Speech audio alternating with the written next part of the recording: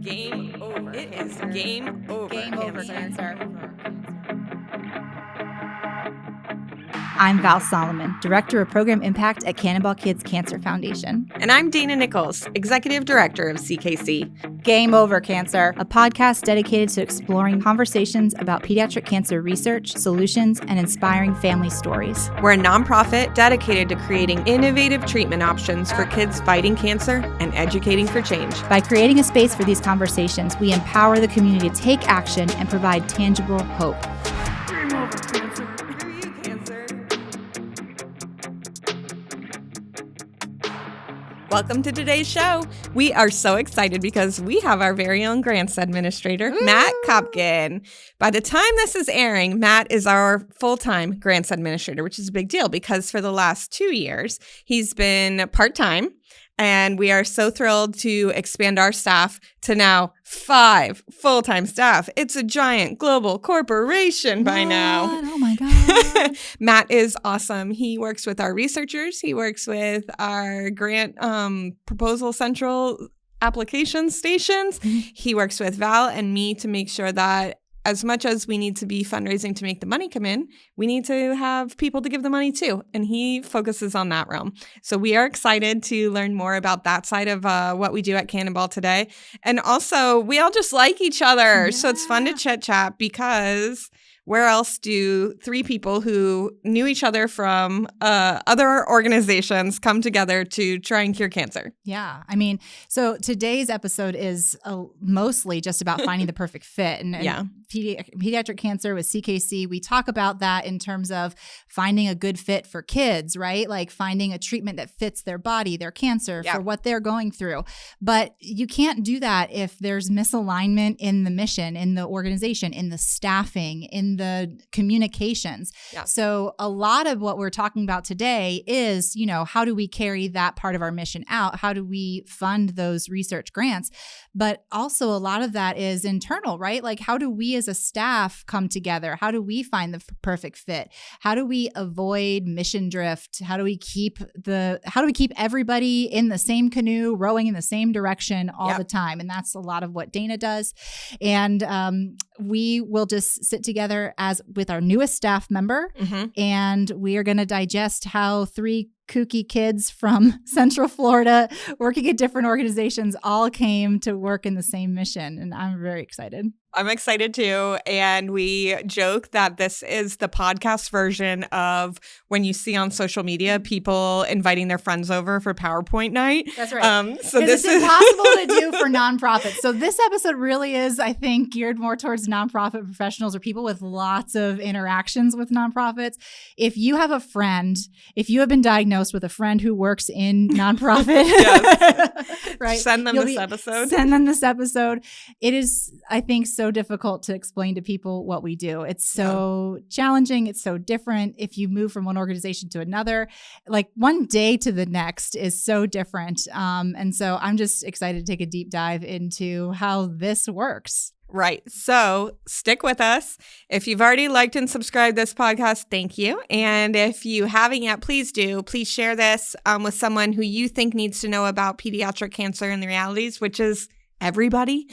This is a problem that affects us all, whether you know it yet or not. And we are going to be talking with Matt. It's a great episode, and we are really, really excited to geek out for the next 30 minutes. So thank you for listening, and get ready to enjoy today's episode. Hey, y'all. We're so glad you're with us today for our episode. It's a Team CKC episode because we got Matt Kopkin, our grant administrator, with us. We are just really excited to talk shop a bit about our grants process because it's a huge piece of what we do.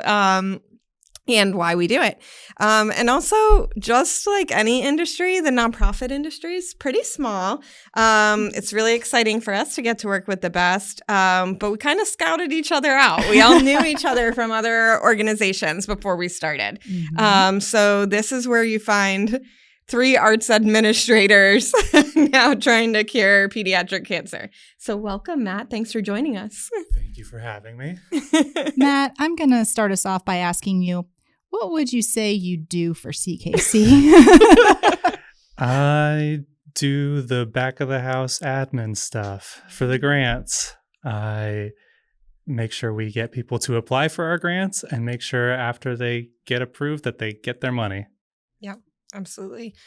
So podcast over. No. We're going to talk in a little bit about what that means, but we thought first, before we jump in all the way on, here's our whole grant process. Yeah. So at CKC, one of the main components of our mission is to give away grant funding to researchers who are developing better treatments for kids fighting cancer. And that every year has to be coordinated, and that's what Matt does for us. Our grants process includes a majority, mostly applications for clinical trials, but also young investigators. So people may not know about pediatric cancer research and the medical research field is that there is barely any money that goes into pediatric cancer research. There is a lot of money from the federal government and from pharmaceutical companies that goes into adult cancers. Mm-hmm. They are more prevalent, but childhood cancer still is deadly. And so about 4% of our funding from the government goes to pediatric cancers. Foundations cover a lot of that, make a lot of that up. And so what we offer primarily are $200,000 grants for clinical trials. And we are looking to invest in innovative research, something that's not been tried for kids before, something that increases their survivorship, but also helps increase their quality of life. So we're looking a lot of times at immunotherapies, things like that. We also recognize that because there is so much difficulty finding funding for pediatric cancer research, that a lot of times we have researchers that, because it's just the best thing they can do for their career, because it's just where the money is, it's where they can do their science, they're leaving the avenues of researching within pediatric cancer. So in order to keep the talent in that pipeline on its way to funding clinical trials, we also offer young investigator grants. So that is money set aside for very promising scientific minds who are on their path to setting up labs, to being able to coming to us with a clinical trial application in the future. So we're constantly listening to our researchers, finding out where the gaps in funding are, and are trying to put resources around things that will help move their research forward. Yeah, absolutely. And one of our favorite things is when a young investigator then is able to come back for their clinical trial grant and put in an application. So we love seeing, as we're moving into 10 years of funding with our mission, seeing people coming back, seeing that investment grow researchers, grow the research in general. It's been really, really fun to watch. And I think is one of the things that makes us most proud of what we do, for sure. Mm-hmm. Yeah, I know. And Matt and I end up doing a lot of the interactions with the institutions. So the institutions that we fund, so they're hospital and education institutions that are jointly, so a doctor can sit jointly between like a university and a hospital system, and they'll conduct their research within that. We're often talking to the researchers directly, but also their fundraising staff at the foundations. And so when we do that, we get a chance to talk about how it is we're putting funding out. And I don't know, Matt, if it strikes you the same way, but we always hear our researchers that just like, wow, that makes so much sense. You have the young investigator. No, it's totally great. That does help us get to the point where we can apply for a grant. And so that experience has been wonderful. Yeah, it's always so interesting hearing what the researchers say when we're talking to them about coming to us for a grant, and just knowing that our process works for them, right, and that they agree with how our mission works and how we do things is always exciting. It's awesome. We're never trying to create more work and more hoops for them to jump through. So when they actually agree that that's where we are, we feel pretty good about that. Yeah. So in general, our process is every year we have a round of applications. And, my role is a little more front-facing, where I'm out fundraising all year long, so that by the end of the year, we get money out in the same year, which to me is one of the coolest things about what we do. So all the funds raised this year go into the grants for 2024. And so for us, we start our LOI process process, our letter of intent process. Again, going back to how do we make the least amount of work for this thing that needs process? We ask these researchers and the institutions to send a letter of intent. This is what my project is. This is who I am. And then our scientific advisory board reviews. And we ask a certain amount back. Anyone that's really is meeting that criteria, that it's innovative, that it's first of its kind, that it's you got less side effects or less trauma for our children, then they come back and do a full application. At some point in the year, in the fall, our scientific advisory board steps in. They review. They score, which I'm going to leave the details. You're going to get into that in a second, but we'll finish out the year of the process, which is they're scoring. They're telling us what's matching the criteria we're looking for. And then we as staff are taking that to our operating board of directors and saying, here are the ones, how they've scored. Here's what meets our mission. Here's how much money we've raised this year.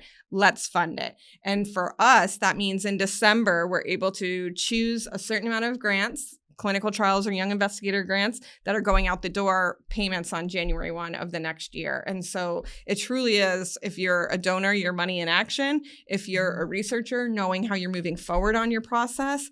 And it seems so long, and also it's so quick. And every year that we're able to do more and more, and then continue making those payments to anything that has been agreed upon in years past as well. But we call them our SAB, our Scientific Advisory Board. And those are really the people coming in saying, this is good science. This meets your mission. Because I find myself sitting with people, and if you are a passionate, eloquent person telling me how you know you're going to cure cancer, I'm in. And that does not mean I solely alone should say, yeah, let's give you some money. So talk to us a little bit about the SAB and how they help bridge that gap between not being a brain surgeon and wanting to give money to them. Yeah, it's super important because we're all from the arts, definitely not from pediatric cancer research. So having these doctors sit on our SAB is super important. They come from around the country at all these different hospitals, and they take a look at the science and grade it on the same scale that the NIH uses, which is a 1 to 9 scale, 1 being like absolutely perfect, 9 being definitely needs some work. And the ones that score the highest, we generally try and move forward to fund if possible. We think they're the coolest people. The SAB? The SAB. Yeah, oh my gosh. It is fascinating to watch people so passionately talk about their jobs and their depth of knowledge. We usually sit in later in the year when they are reviewing and scoring through those grants. And I know for myself, I understand what's happening, probably this much of what we're talking about, in a real sense of they're so into the details of these projects. And I think that always fascinates me. What do you think, in general, doesn't have to be about that day at that day with the SUB, but in general, what do you think is the coolest or most interesting part of your job? I think the coolest part is hearing from, one from the researchers, like we were talking about before, getting to hear, even if they're not funded by us, just having those conversations with them leading up to the grants process is interesting to hear their perspectives from different parts of the country, or even internationally. We've been talking with people too. But then also, like when we've been able to go on site visits and tours and hearing from the doctors and even patients and families, it's difficult sometimes, but it's pretty incredible to hear just all of their stories and how they're impacted and what they're trying to do. Yeah, absolutely. I think one thing that I feel very fortunate about working at CKC, and that goes for, the group of staff that we have and also the researchers that we are talking with, the families that we have relationships with, everybody is super passionate. Yeah. And everybody is mission focused on finding a better treatment for a kid, no matter what the cancer is that they're studying, no matter what the treatment protocol currently is. Everybody that comes to find our research and think, or our grants and think, hey, my research might fit that. We all have this disruptor kind of can't get it done fast enough. Let's see what we can do. Let's remove the BS that doesn't need to be there and focus on what's actually going to get the job done in a way that is really inspiring. I think that's for me, what really comes through on some of those tours when we are, we can sit and nerd out, and we do, and you'll hear it, but we can sit and nerd out about nonprofit life. And the researchers are doing the same thing. Like, that's why the SAB to me is so interesting. It's like they get a chance. It's like you get a little view of what their like happy hour might look like when they're talking about their sector, right? That is a funny part of the SAB meeting is they'll get a little inside baseball sometimes, and to hear the ins and outs of the industry being outside of it is also pretty and I don't understand a word of it, but you get the vibe, right? Yeah. Well, I think that's the thing for us is we're very excited and geeky about what we do, right? So it's difficult when people can't match energy. And at the same time for us, that energy isn't about the thing that I do and I'm excited about. It's energy for our mission. It's energy for this problem. And we always talk about this idea that like everyone has a role to play. So maybe you are the researcher or you're a cancer parent, you're a fundraiser. But in this scope, it's like you're a grants administrator and you know data management and you know grants and spreadsheets and you're a genius at it and you bring that energy to the table. And I think that's one of the things that clicks very well at CKC is that everyone who shows up on our team really cares about how they can use their skill set to move our mission forward. And I think that is what I love about what we do or working together every day. Yeah, I love that too. Just being part of the team and being able to kind of do my own thing, but then be involved in all the other processes and helping out wherever I can too. But still being able to go back into my dungeon and fix my spreadsheets and dashboards and all that is great. I think that that's just a thing I always want people to know, is like find where you fit, find what really lights you up, and then it can intersect and make an impact in so many ways. And that's what I love. And I know it's almost painful that we make you come talk on the podcast because front facing is not your jam. And at the same time, I think like it's so important that people hear that this isn't a group of people who are looking to get on stage and talk in front of thousands of people every time, but there's something that we all need to do to move our mission forward. And that's what you do each day. Yeah, for sure. So speaking of perfect fits, I don't know, do you want to dive into a little bit how you came on board at CKC and the new fun, exciting things that are coming down the pike for us? So what year was that? Was that 2 years ago already? 2.5. Yeah. Wow. August will be 3 years. Okay. All right. I need to consult my calendar. That time has flown and you have done an amazing job at getting our grants just in line. And that's what, I don't know if you remember, I called you because someone had said your name and I was like, yes, we need a grants administrator. That I remember working with him. That's the level of detail I need. And I called you and said, are you interested? And you were like, yes. Only under very specific circumstances. But 2 circumstances. 1, do I have to know anything about pediatric cancer? And I said, no, you'll learn. And 2, I can mostly just work in the evenings. And we were thrilled because that's when our researchers are emailing us questions about the grants process. Yeah. So I had just left my job where I had worked with Val previously. And because I had a son and I was going to stay home full time with him to take care of him. And then Val called and was like, could you do this for How about not? You're like, could you do this for 3 months? We just need some stopgap help. And I was like, I can promise you no like set schedule. I'm just going to be able to do it whenever I can. And I can't leave my house. So because it was also kind of like right during the pandemic too. Still COVID. Yeah. So those were the 2 things for me really. And also being completely ignorant about pediatric cancer. But and then she said yes. And then when I started, I was really freaked out because I started emailing doctors at like 8 at night and I was not expecting to get an answer until the morning. And then like a minute later, I got responses and I was like, oh, okay, this is kind of works out. And they're probably on the other end going, finally, someone emailing me from one of these places on my schedule, right? Yeah. So 3 months of that initial idea was 3 months just to get you guys back on track. And then here we are nearly 3 years later. So yeah. So what happens a lot when people get involved with CKC is once you become a little bit a part of the mission, you really just dive in and you love hanging out with us. Yeah. So, and then you're on our podcast. Whoops. But it just clicked. And I think now you've formed our grants process and so many things that were missing as far as just logistics and standards of practice and everything. So it works so well. And then I feel like over the last year, we've started saying, well, when are you ready to come on full time? And we feel really excited to be in a world where we can make it work for when it works, right? Yes. So finally, that felt like this is the time to do that. So now you're coming on full time. Yay! Do you want to spend the rest talking about how excited you are to be a full-time employee? I am really excited. Are you? Okay. That's good. Let's hear all about it. I'm just excited to be able to dig in a little more and do a little more proactive stuff where I've been, especially early on, I was kind of on defense, just getting things situated from where they had been a little uneven in the past, and getting things very systematized and like on a regular schedule and have a process and have these very consistent. So now that we got that like super solid baseline, I'm excited to like grow it and figure out how we can do things better. We're excited too. Yeah, absolutely.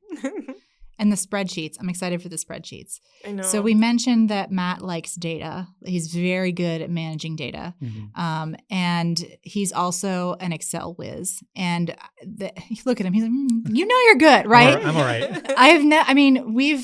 I remember early on when you came on board that you had sent him like a request, hey, maybe Matt can put this together. And then it didn't look like anything I'd ever seen in Excel before. Yeah. I'm going to nerd out on this for a minute because it's like a wizard to me. I don't know how you get it to work. Yeah, I had a lot of time on my hands in the brief period between when I had left our previous job and then when I started working with you, where I just I had the young child, my infant. Yeah. So it was either I put him down for bed and then I was like really focused for some reason on creating a budget for myself. Okay. So I just like went really hard learning Excel during the pandemic with an infant, trying to put him to bed and then making a budget. And then so I got wizard status then. Yeah. Well, we are benefiting from We are that. so benefiting from it.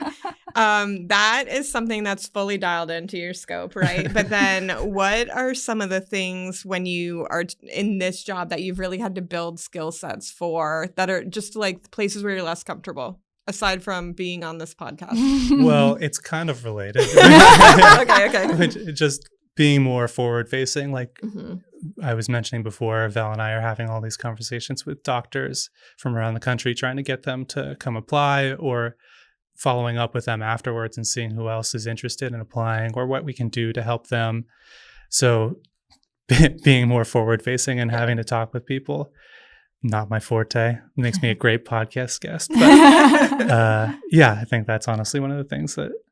Did it mess with you in the beginning having to talk with like pediatric oncologists or? Yeah, it definitely psyched me out at first. Yeah. But then I'm like, okay, there are people doing a job also. They're just super, super smart. Yeah. But yeah, it felt a little intimidating at first. Yeah. It's so fascinating to like pull down or go behind the curtain a little bit of like, oh yeah, this is a person, a real person. But then you're talking to someone who's like a dual appointed physician, researcher, all these amazing things. And you're like, that's very intimidating. Yeah. And then sometimes we, especially I know when we're in a different area, we're like get into these conversations are like, this is where you need to go for lunch. This is my foodie spot. And then you're like, oh yeah. Okay. We're all people trying to have the best lunch today possible. Right. Okay. But yeah, that's intimidating. That's a hard one.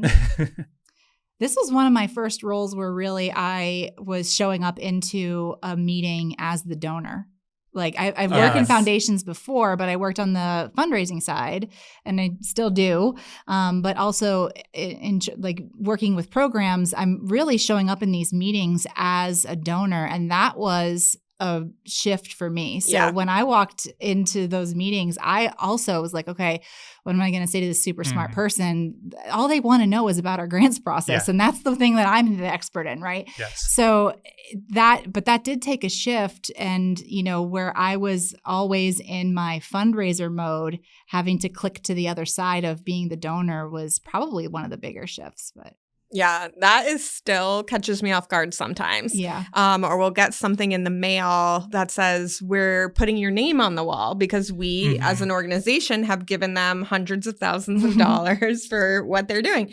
And I'm like, oh yeah. That is what we do. I'm like, yeah, that makes sense. But I've always been so worried about spelling people's name right when I put their names on the wall that I'm like, oh, I guess that's what we do. And so it's a fascinating switch for sure. That was something that I think helps this team is that we have all been on the other side of applying for grants. Yeah. And so anything we can do to make the grants review process more clear, like more just easier, just more predictable, open, whatever we can do.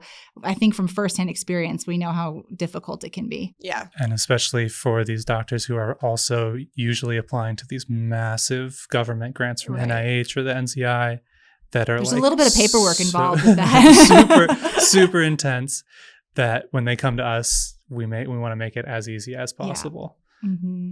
I think especially too for our young investigators, because there's also the piece that I hear our scientific advisory board talk a little bit about, which is what are the comments that we can send back to these researchers, whether they're funded or not. What's the comment that we can give them back to help improve their grantsmanship? And so to me, there's so much about our process that I think is even geared toward whether you're funded or not, you're going to have better grant writing after you are going through it. And so whether we have the funding for you this year or you might be able to take that to a different foundation, hopefully by going through our process, you'll have gotten something out of it. That's another goal of ours. So, yeah. It's a really long game we're playing, right? Because you're talking about a grants process that goes for 1 year, but you're talking about sometimes years of someone's work and research to get to a point that it's ready for a clinical trial. And so sometimes even when we're saying no, it truly does mean not right now. And so I think what I love that both of you do is make sure to stay in communication with researchers and give them that feedback. But a lot of times the feedback is, we have this pot of money for right now, and these people can enroll children now, and you sound like you're going to enroll kids in another year or 2 years. Let's come back to the table. And so that bond building, that relationship forming, and the communication of it makes a huge difference in what we're able to fund coming down the road. Yeah. And on top of that, we've also had conversations with foundation staff or people working at these institutions that maybe their pediatric program isn't totally online yet, or they're building it up, and we're having those conversations with them now, but in a year or two that's going to be a new venue for them to come online, and then they can come back to us. So even we're planting seeds with doctors, but also with the institutions to come back to them, for them to come back to us later. Yeah, absolutely.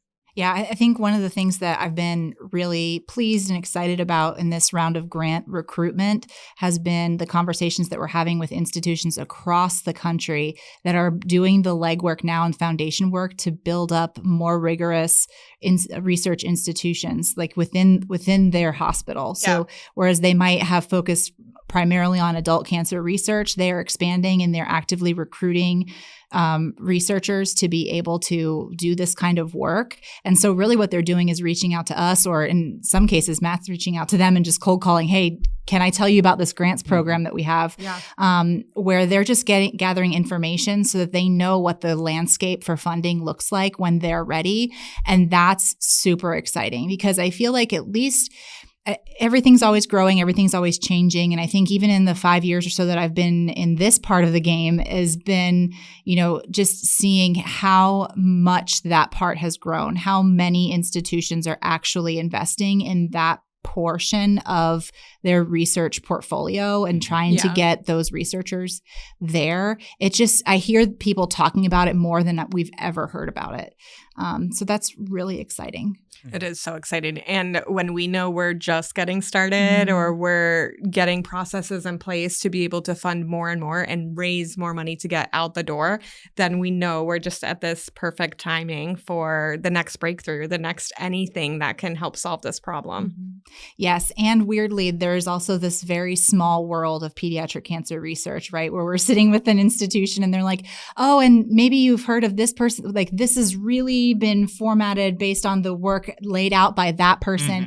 And the coolest part is when they're talking about somebody who's been a pioneer and then they turn out and you're like, oh yeah, we funded them. And then everybody's like, oh my gosh, we're all doing this together, right? Yes. Like it's so cool. It's awesome. Definitely. Well, do we have anything we haven't covered in the world of Matt or grants that you want to make sure we talk about in our episode? I don't know. Big change for me coming up. I'm moving and coming on full time. So I'm just excited about all that. Yeah, we're excited. Matt's going to move. Well, we're not excited you're moving away, but we're excited for your family that you're moving clear across the country and still want to work more. And to have a West Coast employee is exciting for us overall. And I think when we talk about people who need to email at night or email from different time zones, that's great overall.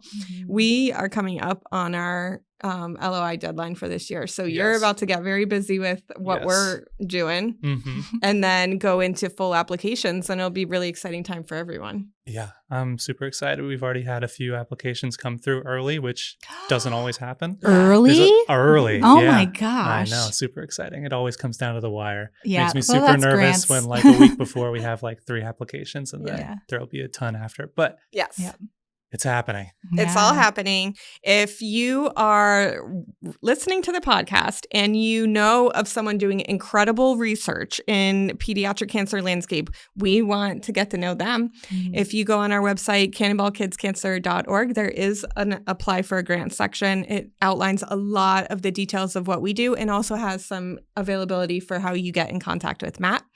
If you want to be part of Team CKC in general, you can join us in Educating for Change. You can share, like, subscribe, be part of this podcast, send it on to a friend. Thank you for tuning in because we know it takes a lot to face this topic head on. We know that it is hard to look in the face of childhood cancer. No one wants to. But we appreciate you joining us and making a commitment to being part of our fight. So until next time, I'm Dana Nichols. I'm Val Solomon. This is Matt Kopkin. Thank you for joining us. Bye. Bye. Join us as we transform fear into courage and turn adversity into opportunities for change. If you want to be involved in the conversations that create change in the world of pediatric cancer, take a moment, share, like, and subscribe.